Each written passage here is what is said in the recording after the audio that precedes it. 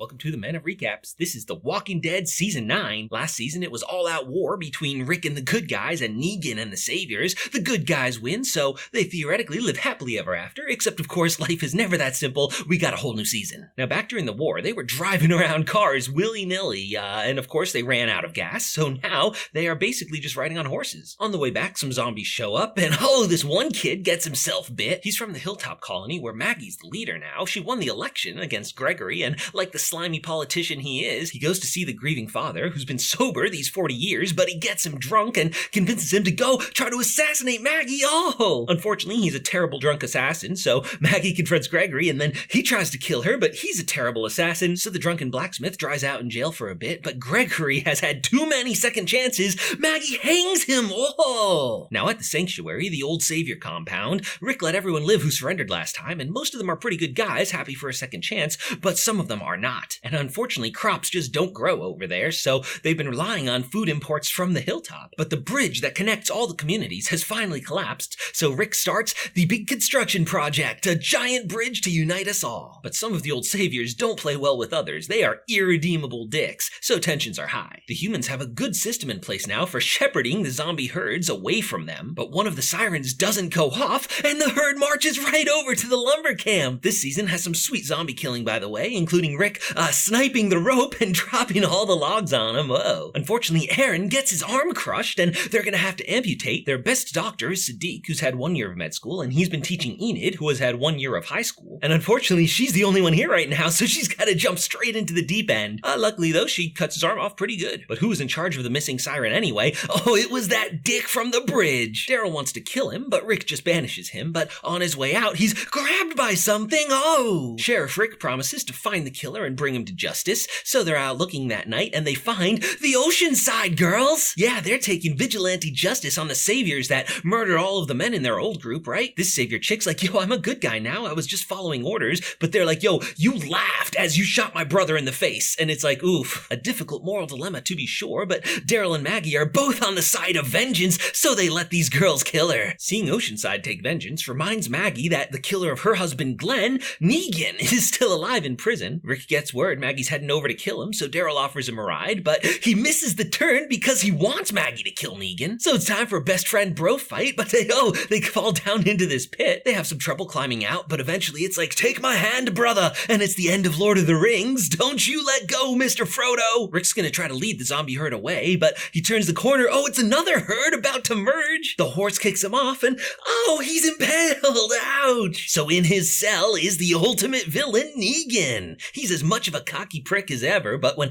Maggie throws him into the light, she can see that a year in jail has really taken a toll on him. He starts crying like, look, I'm so bored, just kill me, please. Maggie likes this suffering more than killing him, so she throws him back in his cell. Anyway, Rick is in bad shape, but through sheer force of will, he pulls himself up and gets on the horse, rides off. He spends the episode passing out on his horse and hallucinating friends from the past like Shane. Yeah, he eventually makes it to the bridge, and the whole gang shows up just in time to save him, except that was a dream too. He's very much alone, and the zombie herd is closing in. His friends do eventually get pretty close, but Rick can't let these zombies cross the bridge. Luckily, there's some dynamite there, so Rick Grimes with the sacrifice play, boom, blows up the whole bridge and himself. No, Rick. And actually, Rick survives, but he's found by Jadis, the trash girl. Now, she's had a thing this season, a little romance with Father Gabriel. They do it, good for him, but she's got a secret. She knows about these helicopters flying around. We saw it last season. She was trying to signal one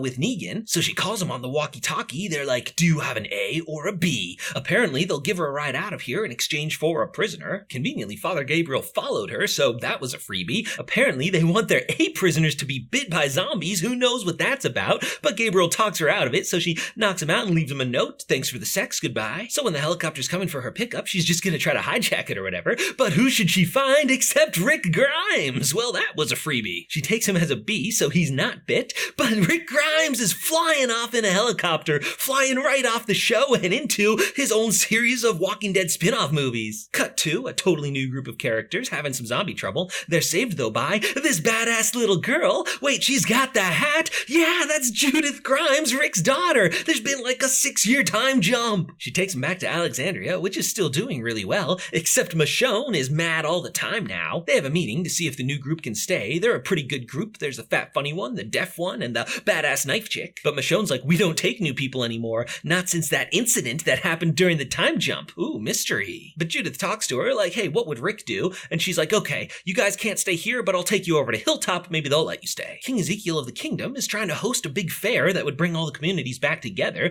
And Carol, by the way, has grown her hair long, baller. She and the king have had a romance arc going since they met, and he offers to marry her with a little ring, but she's like, yo, that's dumb. It's the zombie apocalypse. Now, they basically adopted Stick Kid from last season. He calls him mom and dad, and he's a good kid who really wants to fix up the place, so he's going over to Hilltop to learn from their blacksmith. But having grown up behind the walls of the kingdom, he's pretty naive and falls for this obvious trap. It's a gang of some old saviors led by Judd. Judd and Carol know each other from back in the day, and killing the queen would be more trouble than it's worth, so he's just gonna take some stuff and let them go, including, though, her wedding ring that she finally accepted. She hands it over, no problem, but that night she sneaks in with the match and gasoline. Boom! Burns them all up. Oh, badass Carol still lives. They go to visit the old hermit of the mountains, Obi-Wan Daryl Kenobi. Apparently, he's been living in the woods by himself for 6 years, searching for Rick and also just enjoying nature. One night, Daryl's dog is in trouble, and the kid helps save him, so these two bond. Daryl agrees to go with him over to Hilltop. Father Gabriel's been reaching out on a radio, trying to find other communities. He wants to put a booster signal on a nearby tower, but Rosita wants some of that sugar. Apparently, since Jadis, Gabriel's had a sexual awakening and is now dating the hottest girl in the zombie apocalypse. She goes out with Eugene, who's grown a full ugly ponytail now, and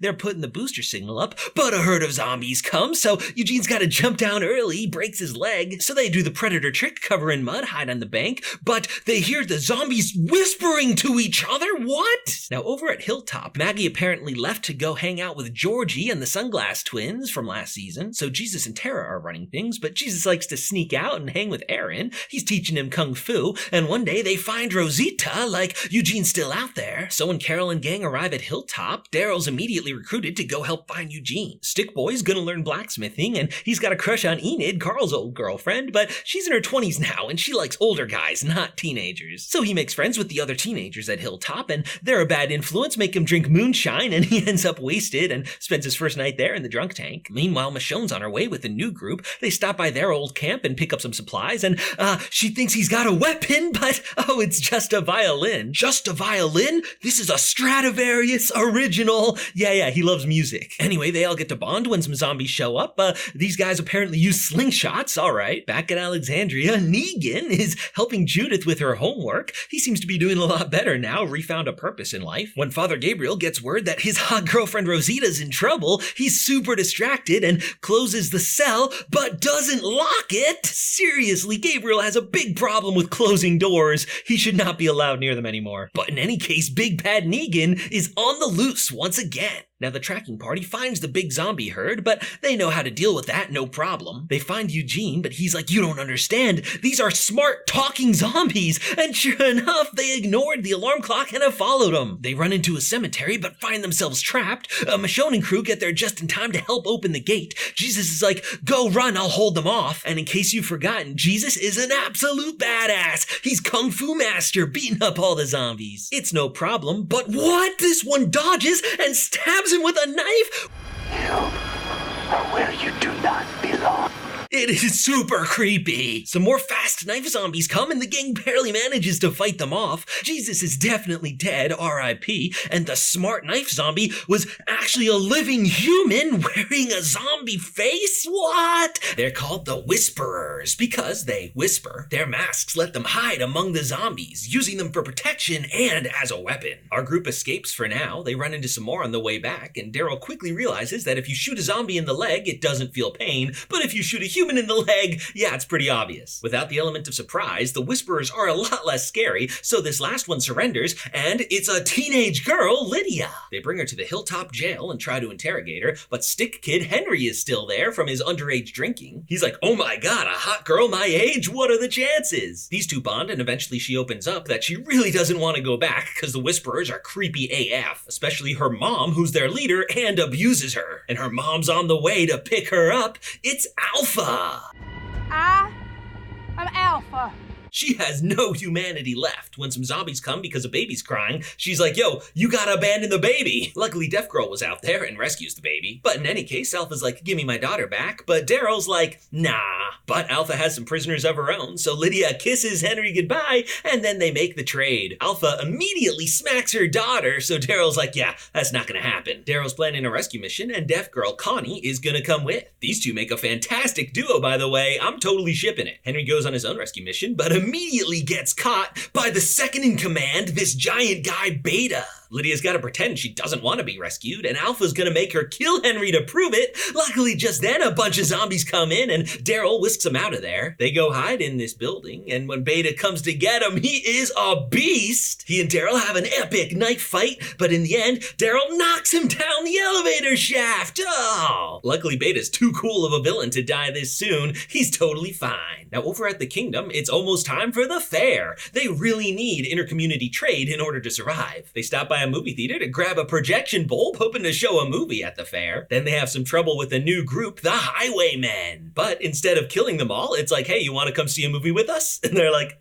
sure. So the Highwaymen join the good guys and become official highway patrol. But the big question is still, will Alexandria come to the fair? The Alexandria Council is pretty split. Some of them are like, hey, we need to go help our friends, but others, especially Michonne, are like, no, it's too dangerous, we protect our own. So it's finally time for the flashback showing why Michonne's so isolationist now and how they got these X-scars. A few years back, Alexandria was taking in some new survivors. One of them was Michonne's friend from before the zombie apocalypse. That was super exciting. But of course she stole all their supplies and kidnapped their kids. Yeah, she's gone crazy and has built an army of kids who brand Michonne and Daryl with the X. Michonne escapes and kills her friend, but these kids are too far gone. They all attack her. Michonne has no choice but to slaughter them all. Super emotionally scarring, but she did it all to save Judith. Judith in the present has grown into a wise young girl. She's like, Michonne, stop being so annoying. We gotta protect our friends. So the first annual